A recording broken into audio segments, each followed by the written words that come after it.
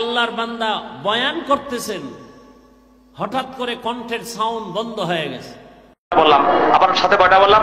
4 নম্বর কি বললাম? হালাওয়াতুত তাআ। সাত মানে কি? নামাজের মজা, জিকিরের মজা, তিলাওয়াতের মজা, ওয়াজ মাহফিল শোনার মজা। এগুলোতে মজা আছে না নাই? কথা বলেন, মজা আছে না নাই? গান শুনতে শুনতে গান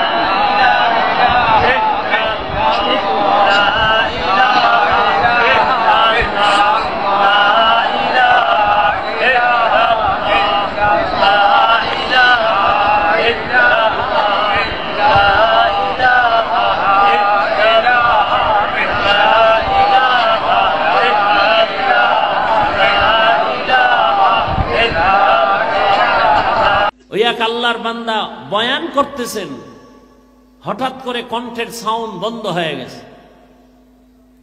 গতকাল না আর আগের দিন একজনে দেখাইলেন, ইস্তেগফার পড়লাম দেখার সাথে সাথে যে আল্লাহ কি না পারেন, একটা সুস্থ মানুষ সুন্দরভাবে বয়ান করতেছেন মানুষের সামনে, হঠাৎ করে কণ্ঠের আওয়াজটা বন্ধ হয়ে গেল, আস্তে উঠা চলে গেছে, আর বয়ান আসে নাই। এই জন্য বলছিলাম আল্লাহ চাইলে সব হয়, বান্দা চাইলে কিছুই হয় না। কি আল্লাহ চাইছেন আজ এখানে বয়ান হবে, কতক্ষণ হবে তাও আল্লাহ বাজেট দিছেন, কয়টা কথা আমার জবান থেকে আসবে সে বাজেটও করা আছে। এর থেকে বেশিও বলা যাবে না, কমও বলা যাবে না। না আমরা বান্দা অনেকে চাইছি আজকে ওয়াজটা না হোক, আল্লাহ কইছে না হবে। আবার বান্দা চাইছে হোক, আল্লাহ কইছে হবে না, বৃষ্টি শুরু। তো বান্দা চাইলে কিছুই হয় না, আল্লাহ চাইলে হ্যাঁ। তবে এখানে কথা আছে, বান্দা চাইলেও হবে যদি বান্দার চাওয়াটা আল্লাহর সন্তুষ্টি অনুযায়ী হয়। দোয়া করি আল্লাহ এই ময়দানকে কবুল করেন।